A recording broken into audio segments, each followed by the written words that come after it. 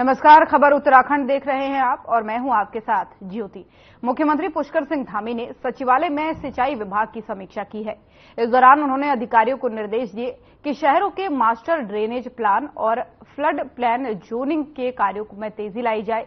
जलस्तर बढ़ाने के लिए बांधों में सिल्ट निकालने और ड्रेनेज सिस्टम के लिए 2 महीने के अंदर ठोस प्लान बनाकर के प्रस्तुत किए जाने के आदेश दिए। इसी के साथ ही पिंडर और कोसी नदी को आपस में जोड़ने के लिए राज्य स्तर पर की जाने वाली सभी कार्यवाही में तेजी लाने के निर्देश दिए।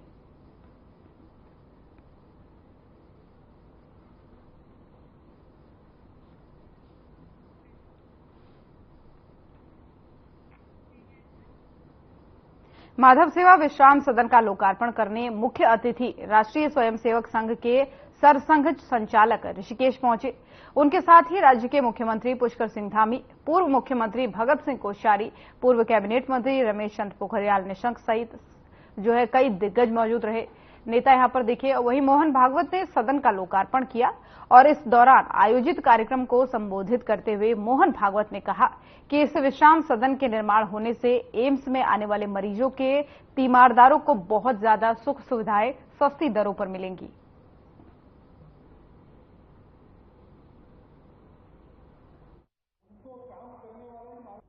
हमें तो ये इसका फायदा ही फायदा है और ये जो मोदी हैं और उनके जो प्रचारक हैं और उनके जो संबंधी आते हैं साथ में उनको इससे बहुत ही लाभ मिलेगा क्योंकि इस समय में हमारे पास पर्याप्त सुविधा प्राप्त नहीं है जिसमें हम लोगों को जो जेनरिक्स आते हैं उनको हम आश्रय प्रदान कर सकते हैं। ये सेवा सदन बनने से हमें बहुत लाभ होगा और लोगों को भी इसका बहुत फायदा होगा और इससे बहुत ही खास इसकी जो एक विशेषता है कि वो गंगा के तट पर और यहाँ के जो रोगी या रोगी के परिजन यहाँ पे आएंगे उनको उस आध्यात्मिकता का भी अनुभव होगा। मान लो 2 बिंदुओं के बीच में होता है, एक आदमी कहा है वहां से उसने कहा जाना तय किया है, ये निश्चित होने के बाद ही बात है। तो आप कहा है आपने अपना एक स्थान अपनी सेवा से उत्पन्न किया है, वहां आप है, आप उसको धन्यवाद दीजिए। और अभी आपने अपनी भावी योजना भी आप घोषित कर दी है, तो वहां कब जाना है वो मार्ग तो निश्चित हो गया, आपको दिखाने की आवश्यकता है।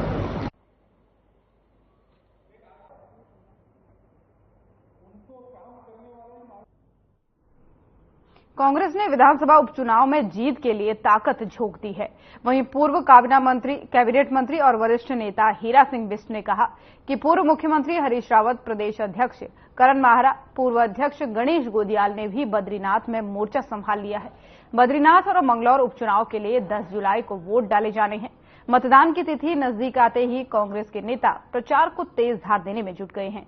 साथ ही उन्होंने बताया कि कांग्रेस अपने दम पर उपचुनाव लड़ रही है। सभी वरिष्ठ नेता एकजुटता के साथ दोनों प्रत्याशियों को जिताने का प्रयास कर रहे हैं।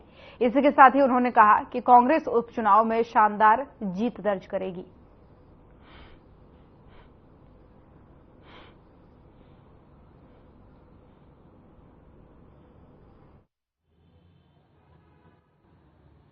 का पता कब कराएगी? कांग्रेस विजय का पता लोगों में जो निराशा हताशा लोग सोच रहे हैं कि कांग्रेस का होना जरूरी है, कांग्रेस से ही इस प्रदेश के विकास को गति दे सकता है, वरना आज तो टोटल काम खनन का, शराब माफियाओं का, भू माफियाओं का कब्जा यहाँ पर है, कोई काम नहीं हो रहा। अब बहुमत तो बीजेपी पास है, लेकिन कुछ जनता के हित के कुछ काम करके दिखाएं कि कर्मचारियों के लिए क्या, बेरोजगारी के, महिलाओं के लिए, किसानों के लिए क्या। जीरो उत्तराखंड, जीरो, और केवल हेलीकॉप्टर घूम रहा, ये पतन हो रहा। लोग नहीं समझ रहे कि आने वाली पीढ़ी भूखे मरेगी उत्तराखंड में। जिस तरह से उत्तराखंड कंगाल किया जा रहा है, इसकी जड़ें खोद दी गई हैं, उनमें केमिकल डाल रहे हैं धामी जी और बीजेपी की सरकार। कहां भाई रोजगार, हमारा स्वरोजगार, कहां हमारा कानून जो उत्तराखंड की रक्षा करता है जिसलिए राज्य बना, वो तो है नहीं।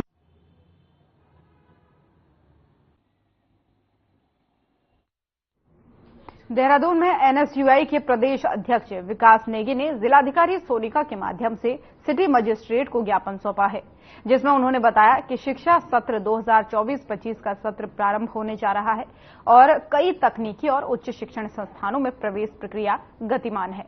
आगे उन्होंने कहा कि प्रदेश के निजी संस्थानों द्वारा वर्तमान सत्र में कई निजी शिक्षण संस्थानों में प्रवेश लेने वाले छात्रों और अभिभावकों पर कॉलेज की ओर से दी जाने वाली हॉस्टल की सुविधा, साथ ही बस सुविधा अनिवार्य रूप से लेने का दबाव बनाया जा रहा है। साथ ही ये सुविधाएं नहीं लेने पर प्रवेश देने से मना किया जा रहा है।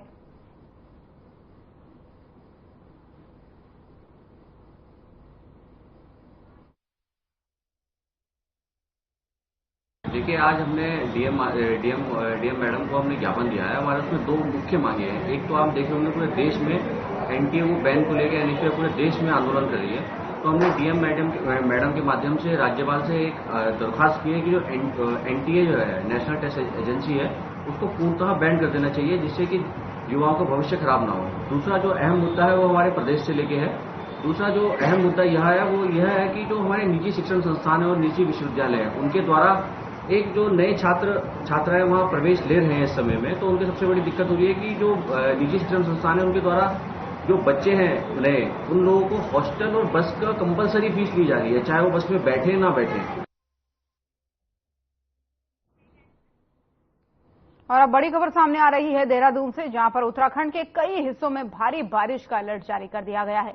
अगले 3 दिनों तक भारी बारिश का अलर्ट जारी किया गया है। वहीं कुमाऊं में तेज बारिश को लेकर के रेड अलर्ट जारी किया गया है। देहरादून, हरिद्वार, टिहरी में ऑरेंज अलर्ट जारी है। वहीं मौसम विभाग ने ये अलर्ट जारी किया है। तो ये बड़ी और अहम जानकारी आपको दे रहे हैं देहरादून से, जहां पर देहरादून समेत उत्तराखंड के कई हिस्सों में भारी बारिश का अलर्ट जारी किया गया है।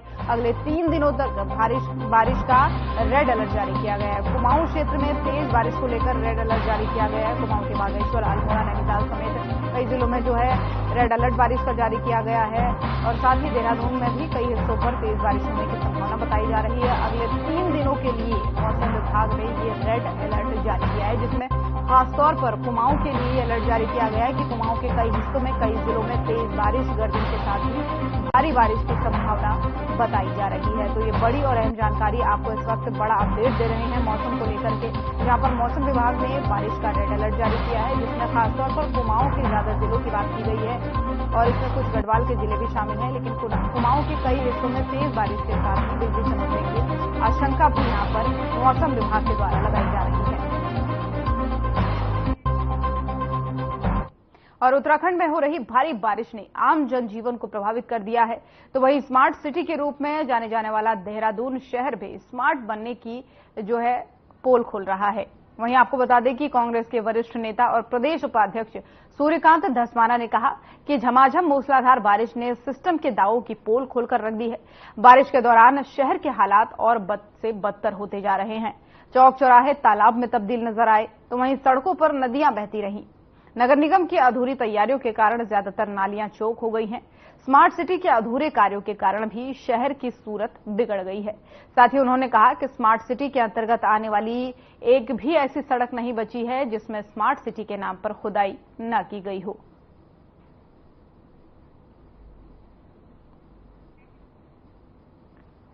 तो देहरादून से खबर आपको बता रहे हैं, जहां पर नगर निगम पर कई सवाल कांग्रेस द्वारा उठाए गए हैं। साथ ही आपको बता दें कि कांग्रेस ने जो है नगर निगम के साथ ही सरकार पर भी कई सवाल उठाए हैं, क्योंकि एक तरफ बारिश हो रही है, बारिश से जहां जनजीवन अस्त व्यस्त हो रहा है, तो नगर प्रशासन की एक तरीके से पोल भी खुलती नजर आ रही है, क्योंकि स्मार्ट सिटी के नाम पर जो गड्ढे रोड में बनाए गए हैं, सड़कों में बनाए गए हैं, उससे लोगों को काफी परेशानियां हो रही हैं। और अब एक और बड़ी खबर सामने आ रही है। पौड़ी जिले में आज बंद रहेंगे स्कूल। भारी बारिश को लेकर के कक्षा 1 से 12 तक के स्कूल बंद किए गए हैं। जिलाधिकारी डॉक्टर आशीष चौहान ने यह आदेश जारी किया है। तो भारी बारिश को लेकर सभी आंगनबाड़ी केंद्र भी बंद रहने वाले हैं। तो एक तरफ भारी बारिश हो रही है उत्तराखंड में, और इसी को लेकर के पौड़ी के जिलाधिकारी ने आदेश जारी किया कि पहली कक्षा से 12वीं कक्षा तक के बच्चों के स्कूल बंद रहेंगे, क्योंकि लगातार बारिश हो रही है।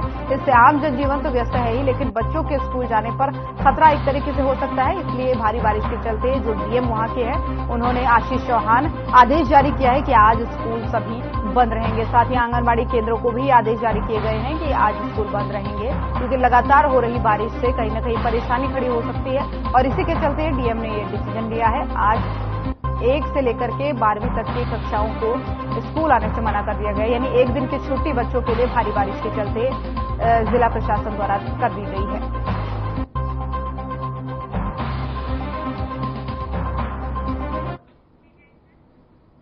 और टैक्सी चालक आरटीओ कार्यालय पहुंचे। वाहन स्वामियों और चालकों ने आरटीओ से मिलकर के कहा कि उन्हें लगेज कैरियर में रियायत दी जाए।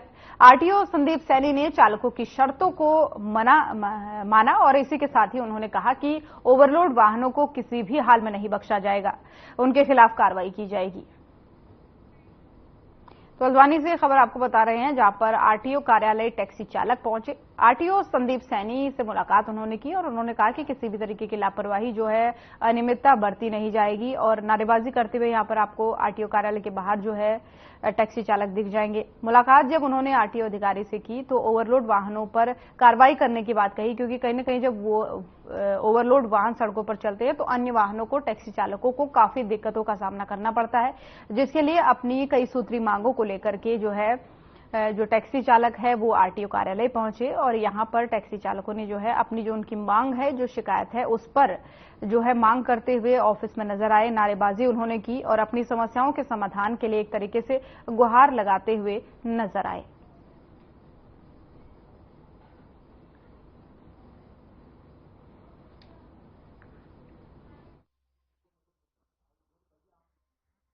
आज कुछ टैक्सी चालक जो है हमारे कार्यालय में आए थे और इन्होंने अभी 2 दिन पहले काठगोदाम में एक प्रदर्शन किया था, जिसमें जो लगेज कैरियर पे जो चालानी कार्रवाई की जा रही है उसके विरुद्ध इन्होंने अपना प्रदर्शन किया था और ये कि चालानी कार्रवाई ना की जाए। तो इसमें हमने इनको ये अवगत कराया है कि पूरा कैरियर हमने उतारने को नहीं बोला है।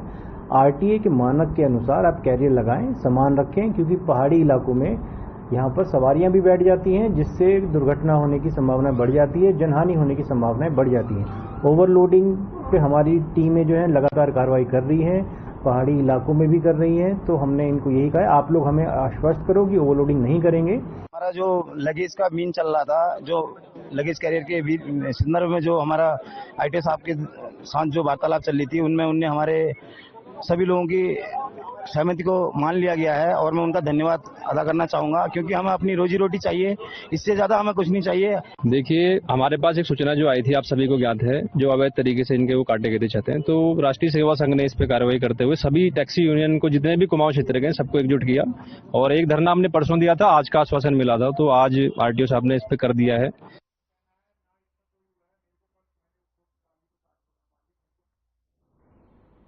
और अल्मोड़ा में तेंदुए ने एक महिला को शिकार बनाया। महिला ने शोर मचाया तो स्थानीय लोग आसपास पहुंचे।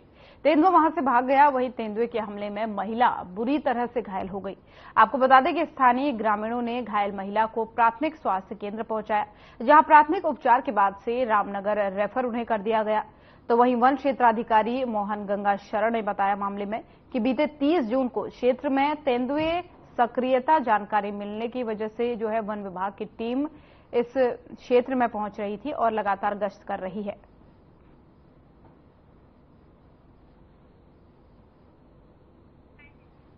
तो अल्मोड़ा की ये तस्वीरें हैं, जहां पर तेंदुए की दहशत में एक तरीके से गांव वाले आ गए हैं। तेंदुए को पकड़ने के लिए लगातार टीमें भी एक्टिव हैं, लेकिन वो उसकी तलाश जो है लगातार जारी है, क्योंकि तेंदुआ जो है आए दिन महिलाओं पर हमला करता है, बच्चों पर हमला करता है और जिससे कई सारे लोग घायल हो जाते हैं, कई सारे तो दम भी तोड़ देते हैं। लेकिन अब इस गांव में इतनी दहशत व्याप्त हो गई है कि लगातार टीमें एक्टिव हैं इस गांव में, ताकि आदमखोर तेंदुए को पकड़ा जा सके। टीम इसको लेकर के लगातार एक्टिव नजर आ रही है, क्योंकि पहाड़ी इलाकों में तेंदुए, गुलदार समेत तमाम जंगली जानवरों का खतरा हमेशा बना रहता है। और इस बीच अल्मोड़ा की ये तस्वीरें सामने आई, जहां पर एक महिला पर हमला किया तेंदुए ने, जिसके बाद से महिला को अस्पताल में भर्ती कराया गया इलाज के लिए। लेकिन तेंदुए की तलाश के लिए फिलहाल जो टीमें हैं वो लगातार जुटी हुई हैं। लीला देवी जी 51 साल की महिला हैं। महेंद्र सिंह जी इनके पति का नाम है। इनको 2 तारीख को सुबह 8:30 बजे करीब इनके घर के पास हमला करना बताया गया था। इससे पूर्व हमें 30 तारीख को सूचना मिली थी कि क्षेत्र में तेंदुए की सक्रियता है, तो उसको देखते हुए टीम हमारी लगातार वहां गश्त भी कर रही थी और पिंजरे के लिए जो भी जरूरत होती है उसके लिए हम लोग एनालिसिस कर रहे थे, सक्रियता का पता लगाए थे तेंदुए की। तो इसी दौरान 2 तारीख को ये घटना घट गई। हमारा स्टाफ मौके पर पहुंचा था और इनको लेके हॉस्पिटल रामनगर लेके गए थे। अभी फिलहाल खतरे से बाहर है, सब सुरक्षित है, लेकिन अभी उन पर नजर रखी जा रही है। इसके अलावा क्षेत्र में गश्त बढ़ा दी गई है और पिंजरे की परमिशन के लिए प्रस्ताव भेज दिया गया है। परमिशन हमारी मिल चुकी है, इसके लिए पिंजरे लगाने की कार्रवाई। और दिनेशपुर में सड़क किनारे खड़े वाहन से कार टकरा गई।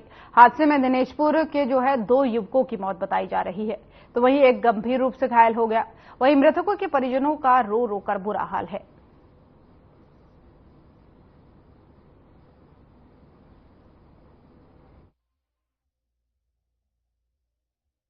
तीन लड़के हमारे इस मोहल्ले के, एक लड़का वार्ड नंबर 4 का था सोनू, और एक ये हमारे इस वार्ड में गोपाल मल्लिक, आपका नाम केशव मल्लिक है, और दूसरा जो है दीपू मल्लिक, और आपका नाम है दीपू ढाली, आपका नाम बाबू ढाली है। ये तीनों कल रात को रुद्रपुर से अपनी कार से दिनेशपुर आ रहे थे। अब रास्ते में मटकोटा मोड़ के पास जो फ्लाईओवर बना है, उस फ्लाईओवर के पास इनकी जो कार जो है, एक वहाँ पे वाहन था जो सड़क बनाने में चल रहा था, राष्ट्रीय राजमार्ग निर्माण का काम चल रहा है, वो उसको स्थान पे वो सड़क पर खड़ी थी वाहन, उससे बैठ की कार टकराई। और उत्तराखंड में मानसून की दस्तक के साथ ही डेंगू का खतरा भी बढ़ गया है, जिसको लेकर के जिला प्रशासन सतर्क हो गया है। वहीं डीएम डॉक्टर आशीष चौहान ने बताया मामले में कि डेंगू को लेकर आवश्यक कदम उठाए जा रहे हैं और इसी के लिए कोटद्वार में जल्द एक मेडिकल ऑफिसर भी तैनात किया जा रहा है। इसी के साथ ही जिलाधिकारी ने बताया कि सीएमओ पौड़ी को समय पर सभी तैयारियां पूरी करने के निर्देश दे दिए गए हैं।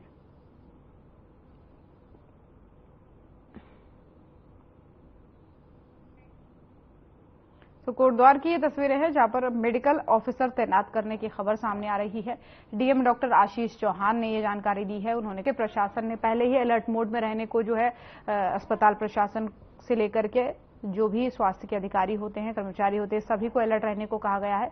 और ये भी डीएम द्वारा कहा गया है कि स्वास्थ्य के जो अधिकारी हैं वो लगातार उनकी तैनाती की जाएगी, मेडिकल ऑफिसर तैनात किया जाएगा ताकि डेंगू के बढ़ते मामलों को रोका जा सके और डेंगू के जितने कम मामले हो सके वो इस बार आए, क्योंकि लगातार डेंगू के खिलाफ अभियान चलाया जा रहा है। और बरसात के बाद से जो लोग बीमारी से जूझते हैं, चाहे डेंगू हो चाहे चिकनगुनिया हो, इन मामलों में कमी आए, इसके लिए लगातार जिला प्रशासन वो कार्यरत है।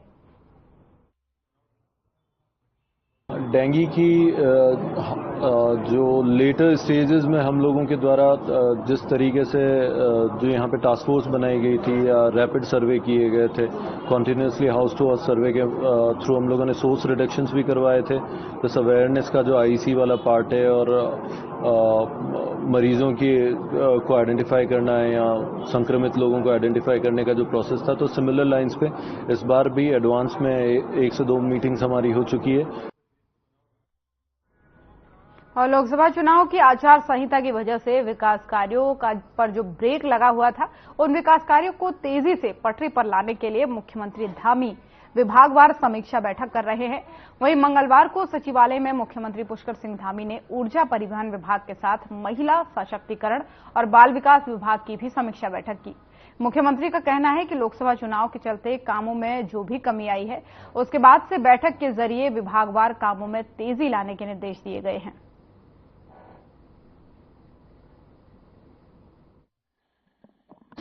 देखिए, इस समय क्योंकि लोकसभा चुनाव के बाद पिछले 2-2.5 महीने पूरी मशीनरी लोकसभा चुनाव के व्यस्त होने के कारण से अब कामों को और निरंतरता देनी है, तेजी देनी है। इसलिए सभी विभागों का क्रमवार रूप से हमने समीक्षा रखी है, जिससे कि जो पिछले दिनों काम हुए हैं, हम कितना पहुंचे हैं, कितना हमारा लक्ष्य है, और हर विभाग अपनी 10-10 योजनाएं प्राथमिकता की दे, गेम चेंजर स्कीम दे, अगले 2 सालों के अंदर जो पूरे होने वाले वो प्रोजेक्ट दें, 2025 के दें, और अभी तक हमने कितना प्राप्त किया है उसकी सारी जानकारी, और आगे हमें कौन से लक्ष्य प्राप्त करने हैं। और उत्तराखंड में 2 सीटों पर होने वाले विधानसभा उपचुनाव के लिए बीजेपी ने अपनी पूरी ताकत झोंक दी है। सीएम पुष्कर सिंह धामी और केंद्रीय मंत्री जयंत चौधरी 5 जुलाई को मंगलौर में चुनावी बिगुल फूकेंगे। वहीं गढ़वाल सांसद 5 जुलाई से 4 दिन के लिए बद्रीनाथ में डेरा जमाएंगे।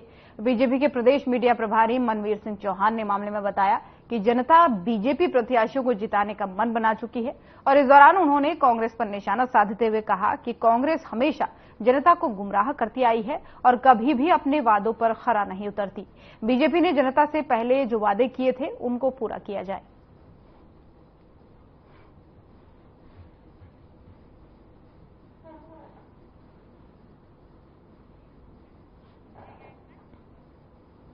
और वहीं खेल एवं युवा कल्याण मंत्री रेखा आर्या ने सचिवालय में हल्द्वानी के गौलापार में मुख्यमंत्री की घोषणा के अनुरूप प्रस्तावित उत्तराखंड खेल विश्वविद्यालय को लेकर के खेल विभाग एवं वन विभाग के अधिकारियों के साथ बैठक की। मंत्री रेखा आर्या ने कहा कि गौलापार में स्थापित अंतर्राष्ट्रीय क्रिकेट स्टेडियम को उच्चीकृत करते हुए खेल विश्वविद्यालय का निर्माण प्रस्तावित है, जिसके लिए 35 एकड़ अतिरिक्त भूमि की आवश्यकता है। साथ ही उन्होंने कहा कि यहां पर वन विभाग की भूमि उपलब्ध है, लेकिन ये भूमि सीए के तहत जो है इसके अंतर्गत आती है। विभागीय मंत्री ने अधिकारियों को निर्देशित किया है कि सीए लैंड अगर यहां उपलब्ध नहीं होती है तो किसी और स्थान पर तलाश किया जाए। उन्होंने इस मामले में उधम सिंह नगर और नैनीताल के जिलाधिकारी से भी रिपोर्ट मांगने के निर्देश दिए हैं।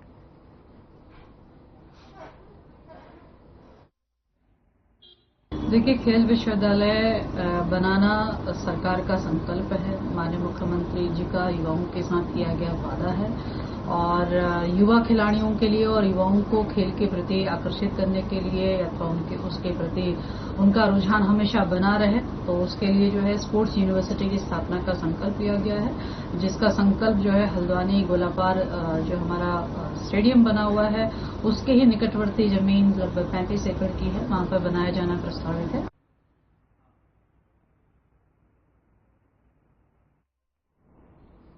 और खबर अब उत्तराखंड से है, जहां पर राहुल गांधी के समर्थन में उत्तराखंड कांग्रेस के दिग्गज नेता उतरे हैं।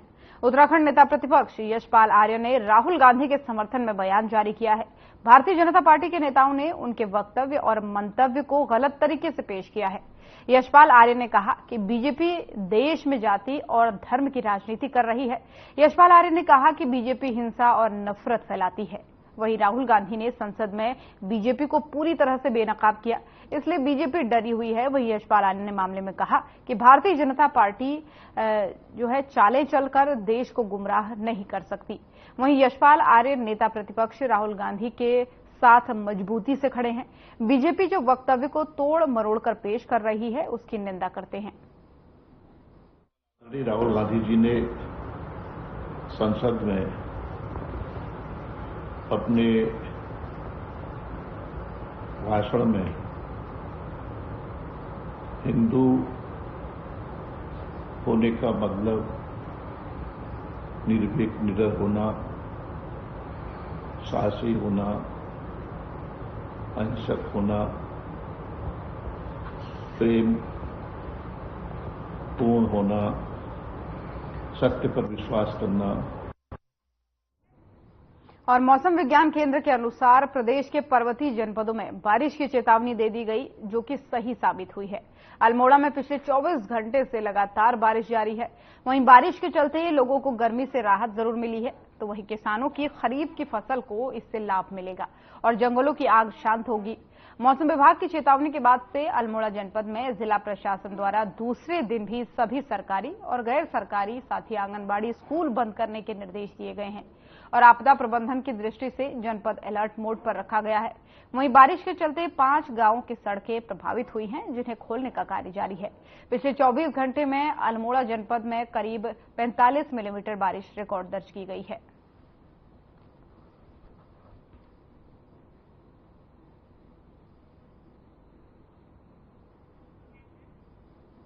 और टनकपुर पुलिस ने क्षेत्र की महिलाओं को झांसा देकर के उनके जेवरात ठगने वाली महिलाओं के गैंग का भंडाफोड़ किया है। पुलिस ने गैंग की 4 महिलाओं को गिरफ्तार किया। वहीं आरोपियों के पास से 1.5 लाख रुपए का माल भी बरामद किया है।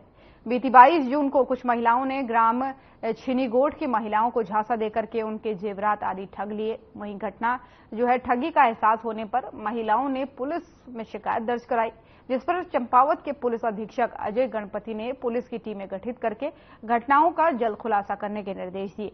टीम लगातार टनकपुर के पश्चिमी उत्तर प्रदेश, शाहजहांपुर समेत दूसरे क्षेत्रों की मॉनिटरिंग कर रही है, जिसके बाद से पुलिस ने आरोपी महिलाओं को गिरफ्तार करने में कामयाबी हासिल की है।